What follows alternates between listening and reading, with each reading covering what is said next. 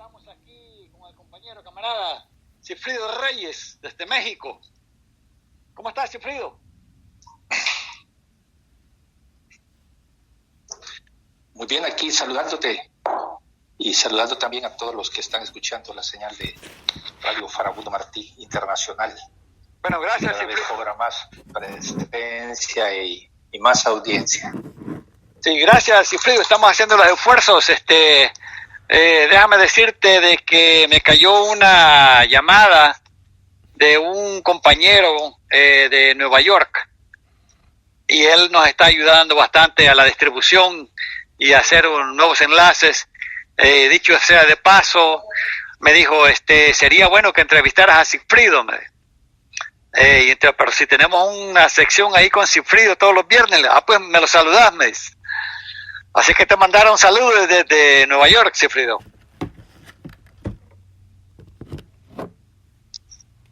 ¿Me estás escuchando, Sigfrido?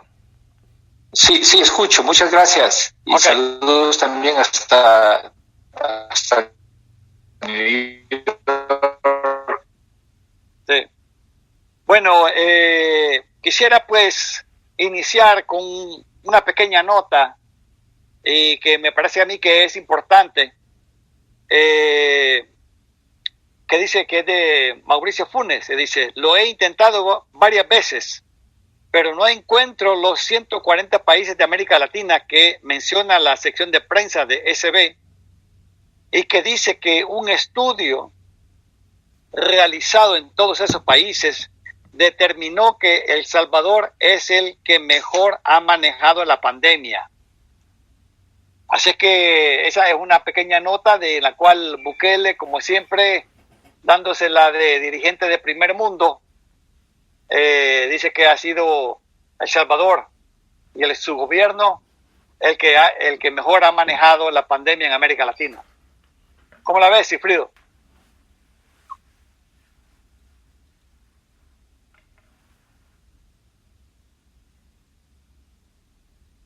Creo que tenemos...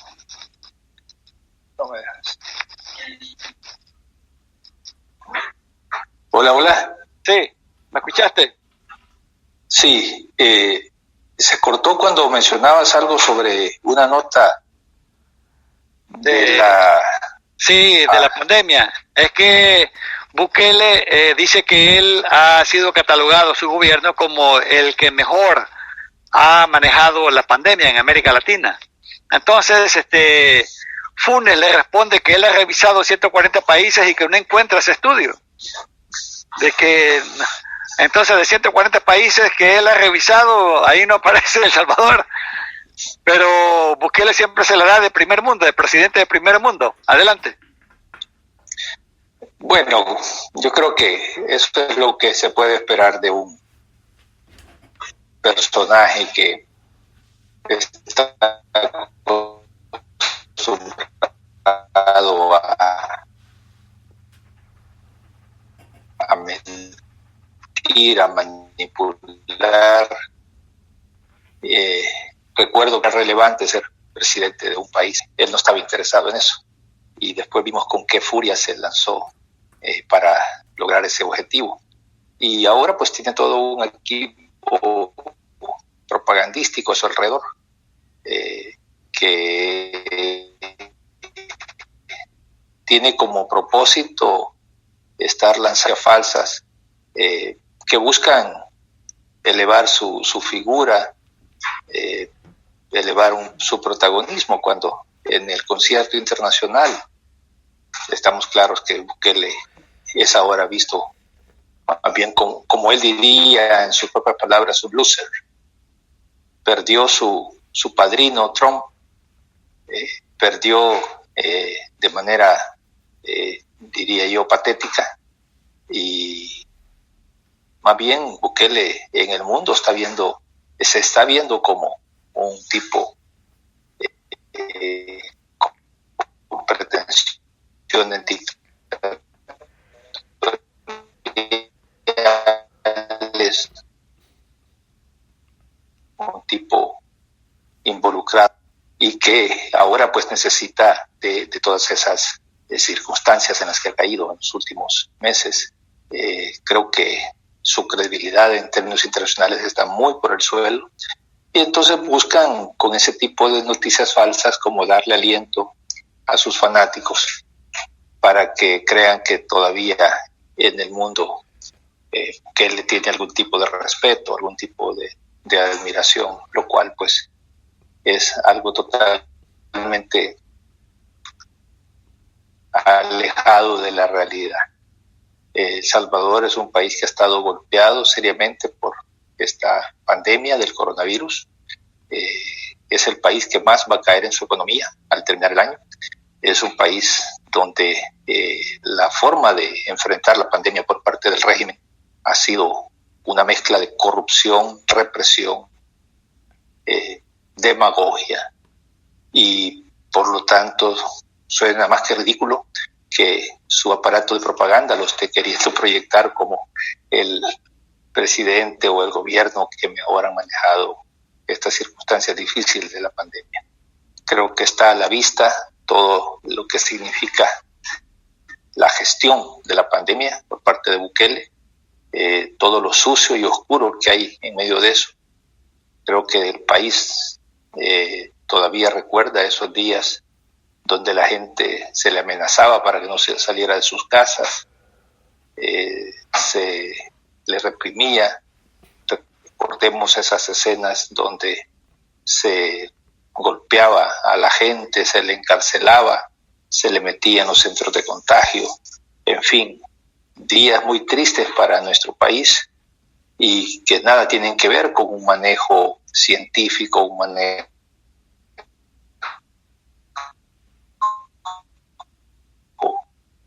responsable de coronavirus en El Salvador y en todo el mundo. Así que, además de darnos risa, ese tipo de noticias que emanan de su aparato de propaganda, pues creo que nos sirve para contrastarlo como con otros países que realmente han tenido un manejo bastante ejemplar, y eso pues ha permitido reducir el impacto del virus tanto en vidas humanas como en empleos, como en ingresos para la gente. Así que pues no deja de ser una nota propia de su aparato de propaganda, que todavía creen que pueden engañar a la gente con ese tipo de noticias sin ninguna base de credibilidad ni de seriedad. Cifrido, pasando al tema de los allanamientos en El Salvador, el que más salpicado ha salido es el Ministerio de Salud, es donde se opuso hasta mucha resistencia, estuvieron ahí los periódicos, pero también hay una nota aquí que dicen que anularon un contrato, o sea que el ministro de Salud dice de que la remodelación de su oficina, ese contrato fue anulado, y pues que hubieron algunas irregularidades, pero que eso no significaba nada. Dicen, se anularon el contrato de remodelación de la oficina ministerial de Fran Alaví, es porque luego de la denuncia que hizo Salud con Lupa, cayeron en la cuenta que habían violado las disposiciones de la CAP. La sola anulación implica la aceptación de la violación.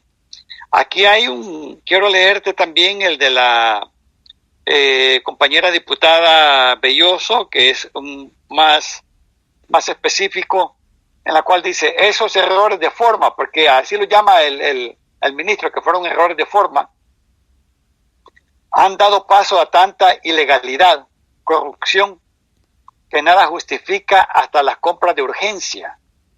Tienen su proceso expedito por ley, pero la ley no dice que se compre a familiares con sobreprecios o sin cumplir especificaciones. Esto es con relación a la corrupción y a los allanamientos. ¿Cómo lo ves, Cifrido?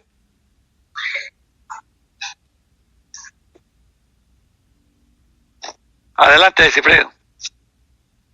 Bueno, yo tengo mi propia opinión sobre este tema.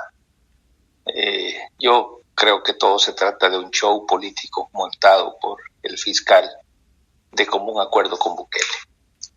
Yo creo que todo esto es un montaje para distraer a la opinión pública, distraer a la gente, para, por un lado, reforzar la imagen del fiscal, que ha estado muy cuestionada, porque no investiga la real corrupción, no investiga el pacto con las pandillas de Bukele, no deduce responsabilidades por el intento de golpe de Estado del 9 de febrero, no ha sido contundente a la hora de tantas denuncias que han circulado por docenas en los últimos meses en torno a la corrupción en el gobierno de Bukele.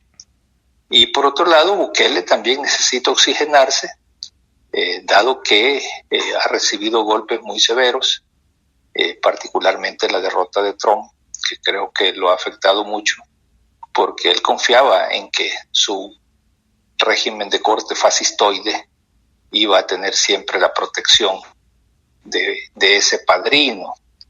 Entonces, yo tengo la impresión que se trata de un espectáculo montado de común acuerdo, que le van a dar mucha divulgación mediática, aparentarán que están confrontados, aparentarán que están distanciados, pero ¿quién en El Salvador no sabe que el fiscal se reúne con Bukele y con él planifican los golpes que quieren dar a sus reales opositores, a sus reales adversarios?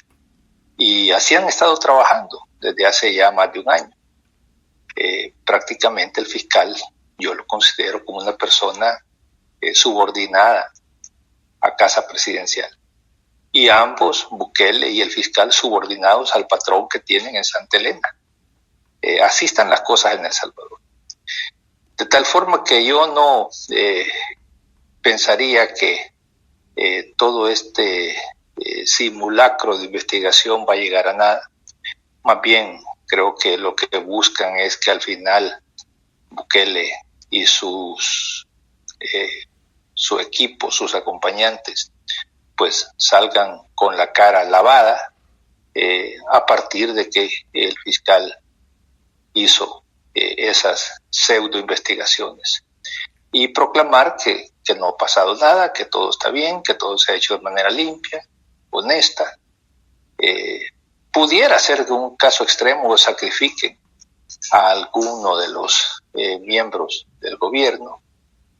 Por supuesto no sería nadie del círculo íntimo de Bukele, sino que buscarían tal vez a un chivo expiatorio para aparentar que están frenando, persiguiendo, castigando todos estos actos corruptos que vemos que todos los días aparecen nuevas denuncias, compras a la carrera, sobreprecios, compras a familiares, compras a empresas fantasmas, en fin, una situación de denuncias que se amontonan ya por docenas y que resulta ya prácticamente inocultable. Esa sería mi consideración al respecto de este tema, estimado Francisco. Sí, Sigfrido, también ha salido el administrador del Ministerio de Salud diciendo de que debido al allanamiento no habrá medicina, no habrán medicamentos. Y también ese despliegue de camiones que fueron a hacer donativos a Honduras. Algunos aseguran de que esa va a ser la excusa de que ahí se fue a entregar lo que se han robado. ¿Cómo lo ves? Bueno, yo considero que todo ministerio, toda entidad pública, y lo digo por la experiencia de bastantes años en la administración pública, pues con tiempo hace sus compras de insumos, de servicios, de bienes de todo tipo, y prácticamente para los últimos 3 meses del año ya no se hacen licitaciones, a menos que sea algo extremadamente urgente. Y creo yo pues que no hay ninguna excusa como para aseverar que el sistema de salud se va a desabastecer. Si no lo hicieron a tiempo, si no lo hicieron bien, pues no creo yo que se les deba aceptar ese tipo de, más bien de amenazas, diría yo. Pero que a lo larga, pues lo que buscan es entretener al público. No hay en el fondo de esto ninguna base de verdad. Quieren más bien mantenerse jugando con las expectativas de la gente y creo que de esa manera buscan de alguna forma pues distraer, buscan de alguna manera entretener a la gente. Si somos serios, si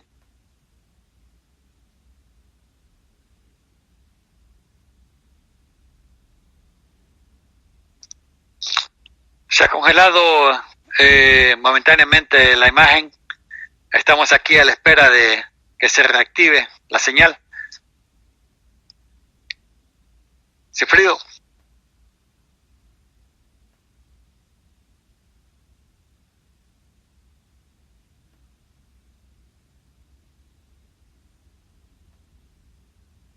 Estamos teniendo aquí una situación de congelamiento. Sigfrido, ya, ahorita sí, Sigfrido. Adelante. Sí, ibas a terminar con tu concepto. Estamos con algunos problemas de conectividad. Sí, que ya Sigfrido nos había dicho que está en un área de que la señal es débil. Estamos haciendo el esfuerzo pero me gustaría que terminaras el concepto. Hay una partecita que no se escuchó. Bueno, decía de que todo ese alegato de que puede haber una crisis de abastecimiento de la red hospitalaria me parece que es algo totalmente insensato. Es nada más una forma de distraer a la gente. Si las cosas se han hecho bien, pues no tendría por qué haber ese tipo de desabastecimiento, a menos que hayan malversado los recursos, que los hayan destinado a otros fines y por lo tanto estén buscando algún pretexto para encubrir su corrupción o su negligencia. Pero que no nos vengan con ese cuento, que hay señales de desabastecimiento, que se van a cortar servicios porque hay algún tipo de investigación en curso. Además, como ya he dicho, a mi juicio, eso en El Salvador se le llama cachetadas de payaso. Ustedes han visto en el circo cuando dos payasos fingen que se están peleando y suenan unas grandes cachetadas y es un par de tablas que alguien hace resonar y bueno, así se pelean los payasos, ¿verdad? Dándose ese tipo de falsas cachetadas. Sigfrido, el fiscal ha pedido a la asamblea. No creo que eso tengan. Sigfrido, el fiscal, bueno, el fiscal ha pedido a la asamblea el desafuero al director de la policía. ¿Cuál es tu apreciación acerca de eso? Pues yo sigo pensando que todo esto es parte de una componenda, de un teatro, que no va a resultar en nada. Creo que Bukele y el fiscal son socios en esta empresa y que nada de lo que hace el fiscal está al margen de los acuerdos que tiene con Bukele y que tiene con la embajada norteamericana. Así que no le doy seriedad ni credibilidad a esas pretensiones. Más bien lo que buscan es algún tipo de entretenimiento mientras pues reacomodan sus planes, sus estrategias que pues han estado muy pero muy cuestionadas, no solo por la asamblea, por los dirigentes políticos, por los medios de comunicación, sino que crecientemente por la gente, por la opinión pública internacional. Así que no le doy mayor validez a esas pseudo demandas. ¿No habría un riesgo de que la Asamblea Legislativa le tome la palabra? Bueno, pueden tomarle la palabra y pueden sacrificar al señor Arriaza. Al final no es de los íntimos de Bukele.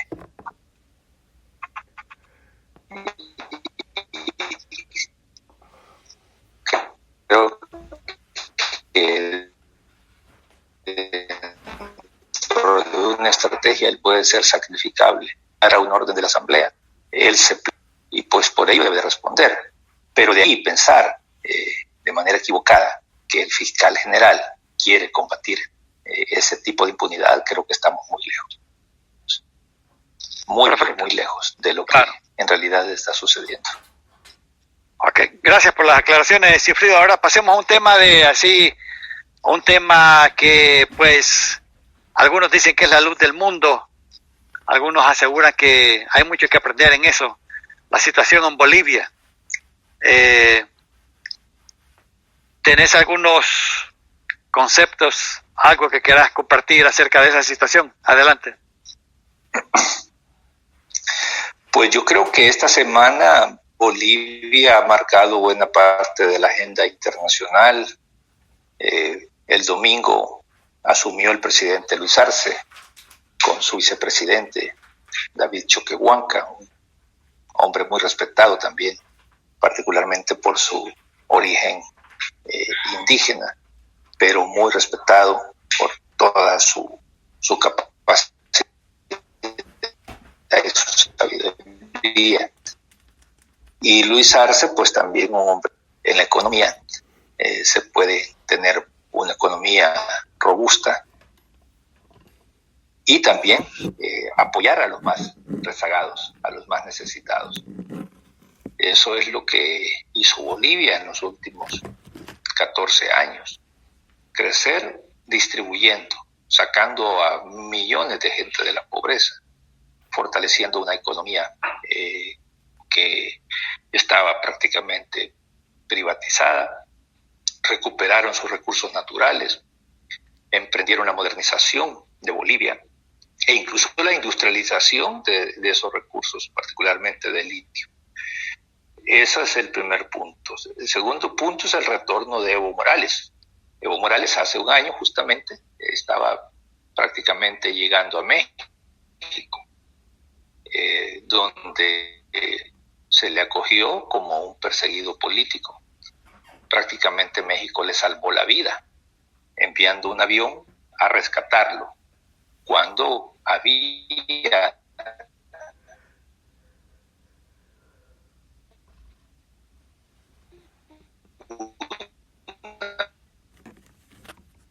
una decisión de asesinarlo por parte del régimen, bastante, pero muy al presidente Evo Morales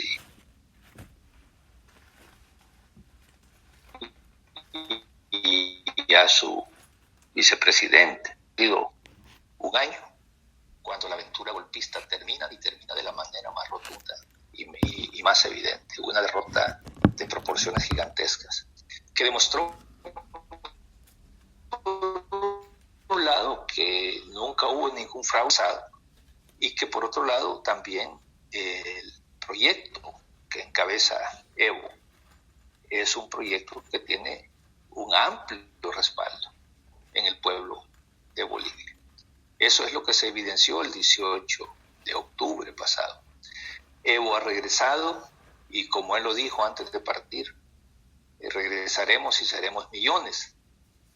Y son millones de personas los que lo han salido a recibir desde que cruzó la frontera entre Argentina y Bolivia y fue despedido por el presidente Alberto Fernández de la Argentina.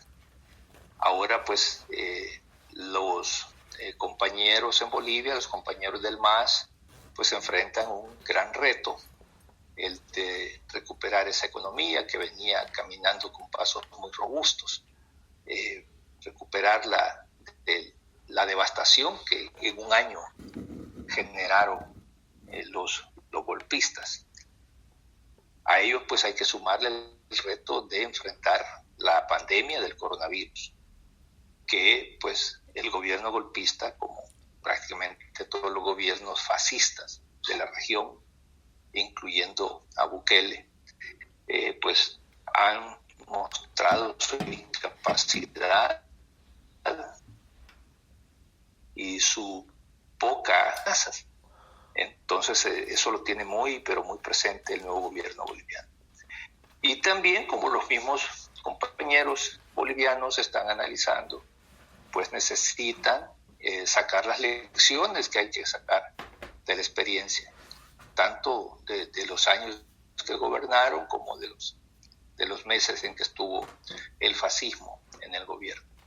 Creo que hay un debate muy interesante en el seno del MAS, en el seno de las organizaciones populares bolivianas, y me refiero a las organizaciones campesinas, indígenas, obreras, mineras, organizaciones de mujeres, en el sentido de que debe de fortalecerse el proceso, deben de superarse errores que se habrían cometido en los años en que se estuvo en el gobierno y hacer las cosas mejor, ahora que el pueblo boliviano les ha dado una gran oportunidad. Y en eso pues creo que todos los que estamos pendientes de ese proceso vamos a estar muy atentos, porque también recordemos que el proceso boliviano no es un proceso aislado, es un proceso que se da en el marco latinoamericano y las experiencias de Bolivia son muy útiles para el resto de nuestros países. Una de las grandes conclusiones que hacen los compañeros bolivianos en su reflexión es que mientras se dedicaron a hacer un buen gobierno, a elevar el nivel de vida de la gente, a darle más oportunidades de educación, de salud, de fortalecer derechos de los pueblos indígenas, de las mujeres, de los niños y niñas, pues descuidaron la organización popular, descuidaron la organización de base, descuidaron la educación política del mismo pueblo. Y eso de alguna manera u otra pasó factura porque, como ustedes recordarán, los primeros meses después del golpe, prácticamente el pueblo estaba inmovilizado. Los fascistas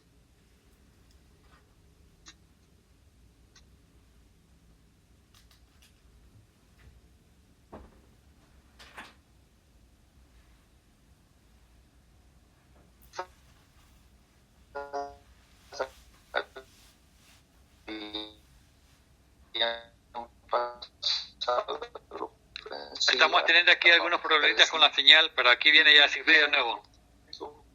A los líderes populares, a los líderes sociales, montando juicios a diestra y siniestra, como lo hace Bukele y el fiscal Melara en El Salvador, persiguiendo a los opositores. Y el pueblo boliviano estuvo prácticamente 6 meses pues paralizado.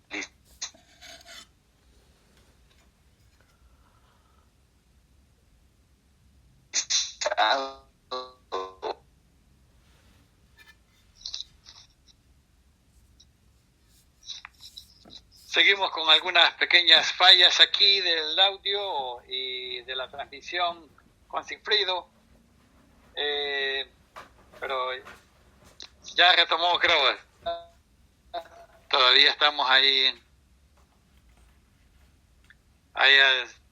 Ya nos había advertido Sigfrido de que está en una parte de México de que la señal no está muy buena y hay que tener un poquito de paciencia, compañeros. Vamos a ver si podemos recuperar la señal.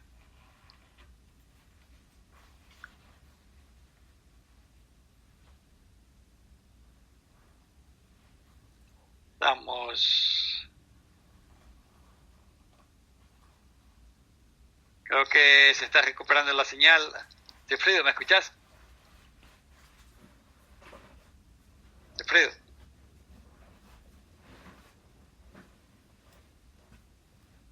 Bueno, mientras estamos recuperando la señal,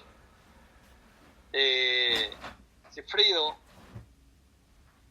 tal vez le quiero compartir aquí un audio acerca de la situación en Bolivia, haciendo las respectivas correcciones de los errores cometidos ahí en Bolivia. Así es que vamos a poner este pequeño audio, menos de un minuto. Ahora, de aquí en adelante, no van a volver los dinosaurios políticos que han perjudicado la gestión del compañero Evo Morales Ayma. Esos exministros, exviceministros, exdirectores no van a tomar ninguna institución pública. Y a estos traidores que han hecho mucho daño, el Congreso de mañana va a definir el futuro político. Nosotros vamos a presentar el día de mañana el informe en la comisión orgánica. El señor Carlos Romero tenía coordinación directa con el señor Camacho. Desde el mes de septiembre el señor Carlos Romero venía traicionando a los movimientos sociales, la ideología política y al compañero Evo. Por eso él protegía a la derecha, protegía al señor Rubén Cosla. Y mañana tiene que responder también la señora Adriana Salvatierra a las bases, no a personas. ¿Por qué renunció cuando ella tenía la responsabilidad de asumir el gobierno? Eso es traición para nosotros. Esas son las correcciones que se están haciendo en Bolivia. Aquellos que flaquearon cuando en los momentos difíciles, pues les pasarán la cuenta. Así es que estas son las proyecciones de Bolivia, un pueblo que está tomando ahora decisiones contundentes, decisiones firmes, decisiones muy claras. Es bien cierto que han hecho todo un proceso de autocrítica, pero también autocrítica y acompañada de las respectivas correcciones de algunos dirigentes que no estuvieron a la altura de las circunstancias. Querida audiencia, creo que perdimos totalmente al compañero Sigfrido Reyes. Íbamos a abordar el tema también del 31 aniversario de la ofensiva, donde participó también el compañero. Pero creo que vamos a tener que finalizar hasta acá la programación. El compañero Sigfrido Reyes se nos perdió totalmente, así es que le vamos a tener que dar final a esta programación. El próximo viernes tendremos aquí a Sigfrido. Y buenas noches, un abrazo a todos, y como siempre decimos aquí en Radio Farabundo Martí Internacional, porque en el corazón de todos aquellos que siempre hemos luchado no existe la derrota, la lucha continúa, y esa es la invitación que le hacemos a todos ustedes. Pensemos, querida audiencia, en la decisión educada y la decisión informada para las próximas elecciones.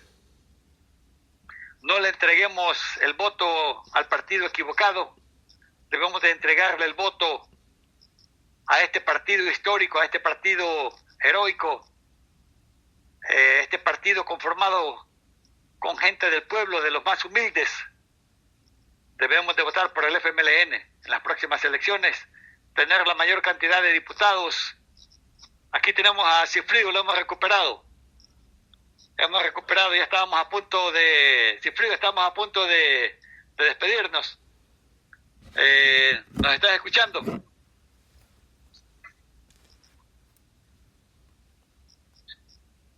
Sí, se perdió la comunicación. Sí. Bueno, ya les escucho, ya se recuperó la señal. Pues okay, ya estábamos compartíamos esa valoración que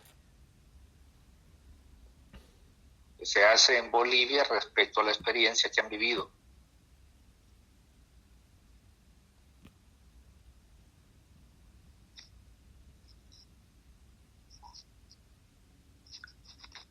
Se volvió adelante. Sí, dale. Bueno, Sigfrido, También quisiera preguntarte también acerca del el tema de este 31 aniversario de la ofensiva hasta el tope. Participaste ahí. ¿Cuál es el significado de esta gran ofensiva, de esta gran maniobra militar muy compleja, muy detalle? ¿Cuál es tu opinión de ese hecho histórico? Adelante.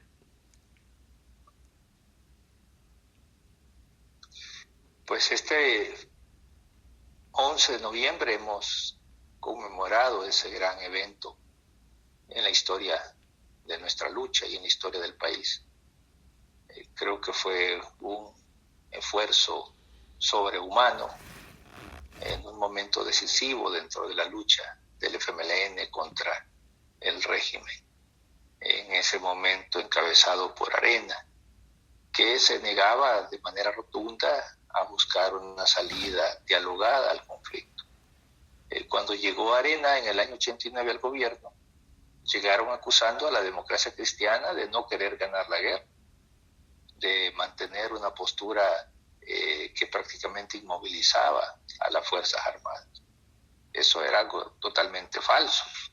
La Fuerza Armada nunca dejó de operar y dejó de atacar al FMLN. Otra cosa es que no conseguían sus objetivos, porque el FMLN era una fuerza militar también muy robusta, muy experimentada, con gran capacidad de maniobra militar y de golpes al enemigo. Entonces hubo que convencer a Arena de que no había camino más que una verdadera negociación de paz.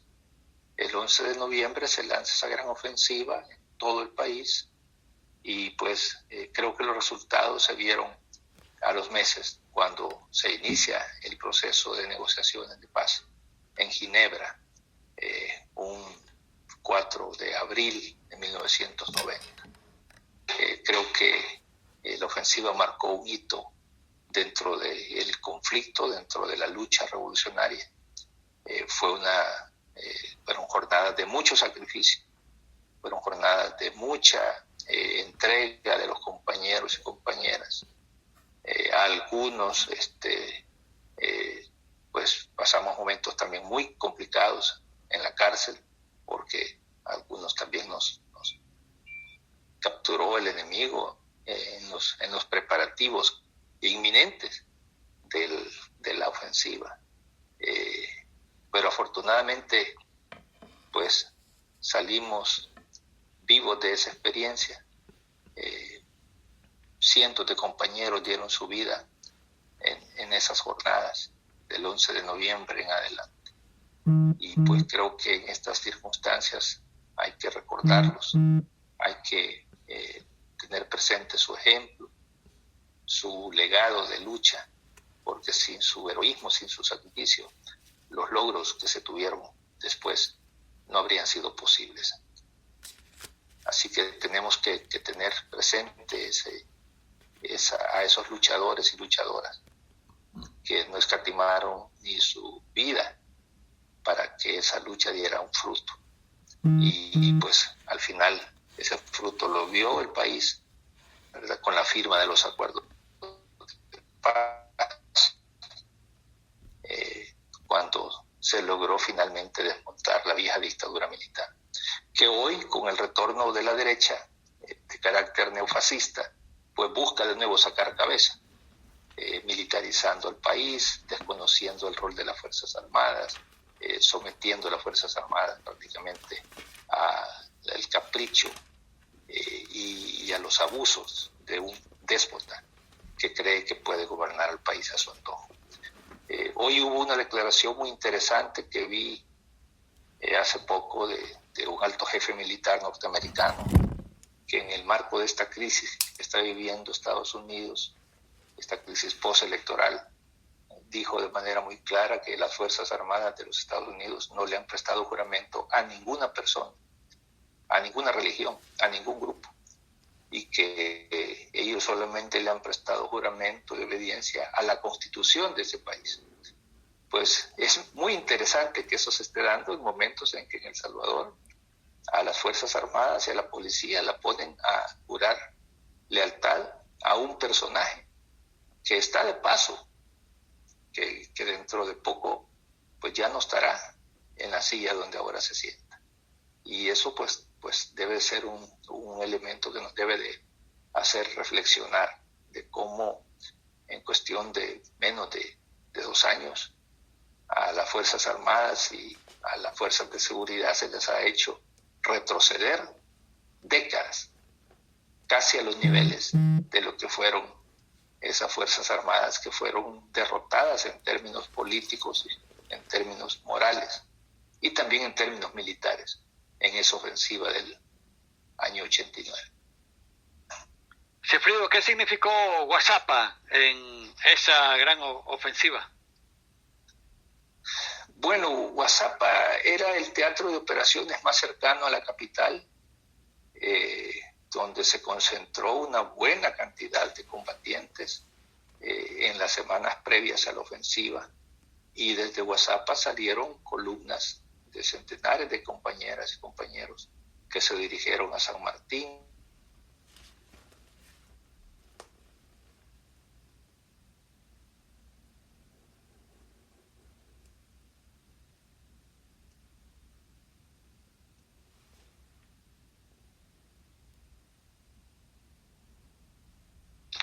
Perdimos nuevamente la señal con Sigfrido. Nos quedamos a la espera. Yo creo que hoy sí le vamos a tener que dar para la próxima.